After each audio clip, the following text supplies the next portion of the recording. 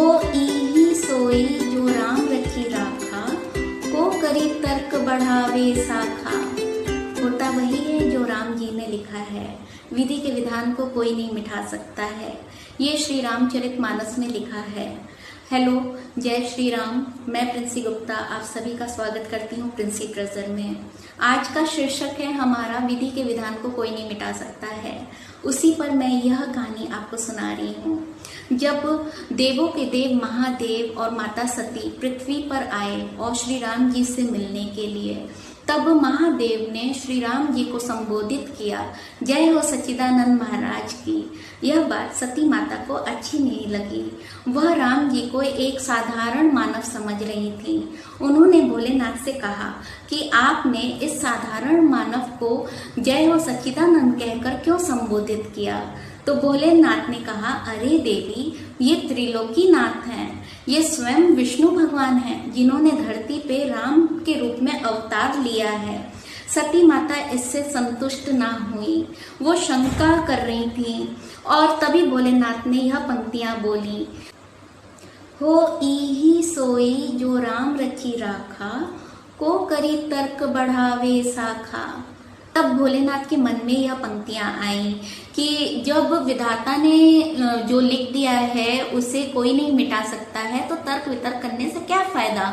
और तब भोलेनाथ ने कहा सती मैया से कि आप एक काम कीजिए, आप स्वयं जाके उनकी परीक्षा ले लीजिए। सती मैया ने कहा, कैसे परीक्षा लूं। तो उन्हें एक युक्ति आई। उन्होंने सीता माता का रूप धारण कर लिया, क्योंकि उस वक्त सीता माता का हरण रावण करके ले गया था। तो सीता मैया के रूप में वह जैसे ही आश्रम के बाहर आई, तो सबसे पहले दृष्टि उनके ऊपर लक्ष्मण भैया की पड़ी। लक्ष्मण भैया थोड़े भ्रमित हो जाते हैं, क्योंकि वह तो मानव है। और जब श्री राम जी की दृष्टि सीता मैया बनी सती माता के ऊपर पड़ी, वो तो त्रिलोकीनाथ है, वो तो सब कुछ जानते हैं, वो भगवान है। उन्होंने झट भाप लिया और उन्होंने सीता मैया बनी सती माता का अभिनंदन किया, स्वागत किया, यह कहकर, दक्ष पुत्री और देवों के देव महादेव की अर्धांगिनी मेरी माता सती का हमारी कुटिया में स्वागत है और सादर नमन है। और उन्होंने यह कहते हुए उनका चरण स्पर्श कर लिया। इतना सुनना था कि सती माता एकदम शर्मिंदगी महसूस करने लगी। और तभी श्री रामचंद्र जी ने कहा, इससे बड़ा परिचय क्या हो सकता है। एक स्त्री के जीवन में 3 लोग मुख्य होते हैं, उसका पिता और पति और पुत्र। दक्ष आपके पिता, देवों के महादेव आपके पति, और मैं आपका पुत्र। इससे बड़ी पहचान क्या हो सकती है सती मैया। और बोलिए, इतना कहना था तो सती मैया शर्मिंदा हो गई और वह अपने भोलेनाथ के पास वापस आ गई। वो सोचने लगी, अब मैं भोलेनाथ से कैसे मिलूं। तो इससे आप समझ गए होंगे इस कहानी के माध्यम से कि विधि के विधान को कोई नहीं मिटा सकता है। इसीलिए भोलेनाथ ने कहा था, हो इही सोई जो राम रखी राखा, को करी तर्क बढ़ावे साखा। तो इसका अर्थ है, जो राम जी ने लिख दिया है विधि का विधान, उसे कोई नहीं बदल सकता है, तो तर्क वितर्क करने से क्या फायदा। एक और उदाहरण बताती हूँ। गौतम ऋषि और अहल्या माता सुखी संसार आश्रम में बिता रहे थे। एक दिन गौतम ऋषि ने अहल्या माता से कहा, मैं तप के लिए 6 मास के लिए बाहर जा रहा हूँ। और जैसे ही गौतम ऋषि अपने आश्रम से निकल कर चले जाते हैं, वैसे ही इंद्र देवता, जिनकी बुरी दृष्टि थी अहल्या माता के ऊपर, क्योंकि वो अप्सराओं से भी सुंदर थी, और वह गौतम ऋषि का रूप धारण करके अहल्या माता के पास आ जाते हैं। और अहल्या माता उन्हें नहीं पहचान पाती हैं।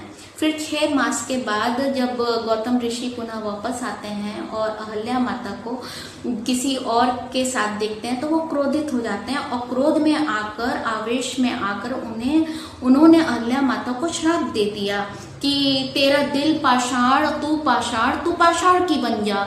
इतना कहना था कि अहल्या माता ने रोते हुए कहा कि नहीं ऋषि, मुझे माफ कर दीजिए, मैंने यह गलती जानबूझ के नहीं की है, यह अपराध मेरा क्षमा कर दीजिए। तो अहल्या माता गौतम ऋषि को कहती हैं, आप तो त्रिकालदर्शी हैं, आप जब तप कर रहे थे तब आपको पता नहीं चला कि मेरे साथ कोई पराया मर्द है, और आप मुझे दोषारोपण लगा रहे हैं। मुझे क्या पता ये कौन है आपके रूप में। मैंने तो पत्नी धर्म का कर्तव्य निभाया, जब आप महान ऋषि होकर और त्रिकालदर्शी होकर आपको यह न पता चला कि आपके पीछे आपकी पत्नी के साथ कौन है, तब तो मैं तो एक साधारण नारी हूँ, मुझे कैसे पता चलेगा।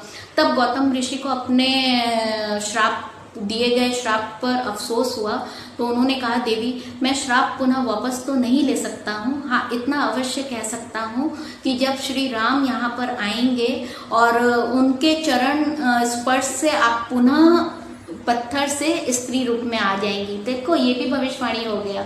विधि का विधान पहले से ही लिखा था कि भगवान श्री राम वनवास के लिए आएंगे और अहल्या माता बनी पत्थर, जो माता पाषाण बन गई है, पत्थर बनी माता को अपने चरण से स्पर्श करेंगे और वो पुनः स्त्री के रूप में आ जाएंगी और श्राप से मुक्ति पा जाएंगी और उनका उद्धार हो जाएगा। तो विधि का विधान पहले से ही लिखा था। इस कहानी से भी हमें समझ में आता है। और ऐसा ही हुआ, जब श्री राम वनवास के लिए आए तब उन्होंने अहल्या माता को अपने चरण से स्पर्श किया और वह पुनः स्त्री रूप में आ जाती हैं। विधि का विधान शबरी माता के द्वारा भी हमें समझ में आता है। शबरी माता को पहले से ही पता था कि श्री राम वनवास के लिए आएंगे और उनकी कुटिया में अवश्य आएंगे और उनके झूठे बेर भी खाएंगे। प्रतिदिन वह शबरी माता श्री राम जी का इंतजार किया करती थी और फूल पत्तियों से पूरा अपना घर सजाया करती थी, मार्ग में फूल बिछाया करती थी। उन्हें पूरा अटूट विश्वास था कि प्रभु श्री राम एक दिन उनके आश्रम अवश्य आएंगे।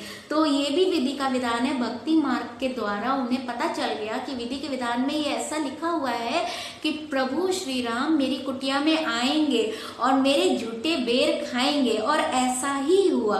विधि के विधान को कोई नहीं मिटा सकता है। प्रभु श्री राम शबरी माता की कुटिया में आए और उनके झूठे बेर भी खाए। विधि के विधान के ऊपर एक और कहानी मैं आपको सुना रही हूँ। माता वैष्णो प्रतिदिन जब तक किया करती थी प्रभु को पाने की इच्छा से। एक दिन प्रभु प्रसन्न हो जाते हैं और उनके सामने प्रकट हो जाते हैं। तब प्रभु उन्हें बताते हैं श्री राम के अवतार में वो धरती पर आएंगे और तब उनसे वह विवाह करेंगे। इसके बाद माता का जन्म होता है एक राजा के घर और उनका नाम त्रिकुटा रखा जाता है। जब माता को पता चला कि प्रभु वनवास के लिए निकल पड़े हैं तो उन्होंने भी राजमहल छोड़ के वनवास ले लिया और वहाँ पे आश्रम बनाकर वहाँ पे प्रतिदिन प्रभु का इंतजार करने लगी। पूजा पाठ आराधना पूरे भक्ति भाव से वह प्रतिदिन प्रभु का इंतजार किया करती थी। एक दिन प्रभु अपने भक्त हनुमान के साथ वहाँ से निकले, तब उन्हें त्रिकुटा की याद आई तो वह उन्हें दर्शन देने के लिए वहाँ जा पहुँचे। तो प्रभु ने कहा, देखा मैं आ गया हूँ। तो त्रिकुटा माता बड़ी प्रसन्न होती हैं प्रभु के दर्शन पाकर और वो कहती हैं, प्रभु मेरी इच्छा तो आप जानते हैं। तो श्री राम प्रभु कहते हैं कि देवी यह संभव नहीं है, इस जन्म में तो मैं एक पत्नी व्रता हूँ, मैं दूसरा विवाह नहीं कर सकता हूँ। तो त्रिकुटा माता बहुत उदास हो जाती हूँ, मायूस हो जाती हूँ। तो प्रभु ने कहा, ठीक है मैं अभी जा रहा हूँ, वापस आऊँगा और वापस आऊँगा अगर तब आपने मुझे पहचान लिया तो मैं अवश्य आपसे विवाह कर लूँगा और अपनी मर्यादा को छोड़ दूँगा। तो त्रिकुटा माता कहती है जैसे प्रभु की इच्छा। फिर प्रभु वहाँ से चले जाते हैं। कुछ अंतराल के बाद प्रभु पुनः वापस आते हैं अपना वेशभूषा बदलकर। तब माता उन्हें नहीं पहचान पाती हैं और प्रभु उनसे थोड़ा बोलते हैं कि देखो मैं आया और आप मुझे नहीं पहचान पाई, तो इस जन्म में मैं आपसे विवाह नहीं कर सकता हूँ। तो त्रिकुटा माता बोली कि अब मैं क्या करूं प्रभु, मैं कहाँ जाऊं। तो प्रभु ने कहा कि आप वैष्णो माता धाम चली जाइए त्रिकुट पर्वत पे। वहाँ पे 3 देवियाँ पहले से ही विराजमान हैं, माता सरस्वती, माता लक्ष्मी, माता काली। आप उनके साथ रहिए और कलयुग में मैं आऊँगा काल की अवतार में, तब मैं आपसे विवाह करूँगा और तब तक आप पूरी सबका मानव जाति का कल्याण करिएगा और उन्हें सही मार्गदर्शन दीजिएगा। ये कर्म आप करती रहिए। तब माता वैष्णो चली जाती हैं वैष्णो धाम और वहाँ पे गुफा के अंदर विराजमान हो जाती हैं। विधि का विधान विधाता स्वयं श्री राम जी स्वयं त्रिकुटा माता को यह बता दिए कि कलयुग में आप त्रिकुटा पर्वत पर निवास करेंगी। उस गुफा में 3 देवियां वास कर रही हैं, महालक्ष्मी, महासरस्वती, महाकाली। उन्हीं के साथ रात निवास करेंगी उस गुफा के अंदर, और गुफा के बाहर श्री हनुमान जी पहरा दिया करेंगे, और आप वैष्णो माता के नाम से प्रसिद्ध होंगी। पूरी दुनिया आपकी पूजा आराधना करेगी और आप जन कल्याण करेंगी, सबको भक्ति मार्ग दिखाएंगी, सच्चाई के रास्ते पे चलने वालों का भला करेंगी, बुराइयों को हटाएंगी, उनका विनाश करेंगी, और आप बहुत ही प्रसिद्ध हो जाएंगी। और कल की अवतार में जब मैं कलयुग में आऊंगा तब मैं आपसे विवाह करूंगा। देखो भगवान स्वयं अपने मुख से विधि का विधान त्रिकुटा माता को बता दिए, इसलिए विधि का विधान पहले से ही लिख दिया जाता है और उसे कोई नहीं मिटा सकता है। और मुझे इंतजार है वो दिन जल्दी आए। अगर मैं भाग्यशाली रहूंगी तो मैं कलयुग में काल की अवतार भी देखूंगी परमात्मा का, और वैष्णो माता को भी देखूंगी। ये मेरी हार्दिक इच्छा है कि मैं उनके दर्शन कर पाऊं। अब विधि के विधान में लिखा होगा तो अवश्य दर्शन करूंगी।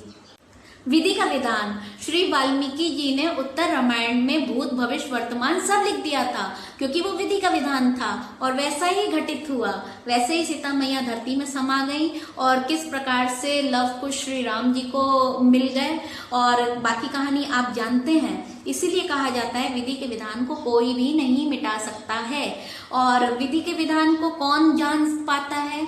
जो तपस्वी होते हैं, सन्यासी होते हैं, भविष्यवाणी करते हैं। पुराने जमाने में प्राचीन काल में तो आकाशवाणियां हुआ करती थी, और जो कुंडलियां बनाते हैं, तो विधि का विधान अटल सत्य है, इससे कोई नहीं बच सकता है। हाँ, परमात्मा ये भी कहते हैं कि विधि के विधान तुम अच्छा कर्म करते चलो, क्योंकि तुम्हारे भविष्य का आगे का अच्छा भविष्य बनता जाएगा।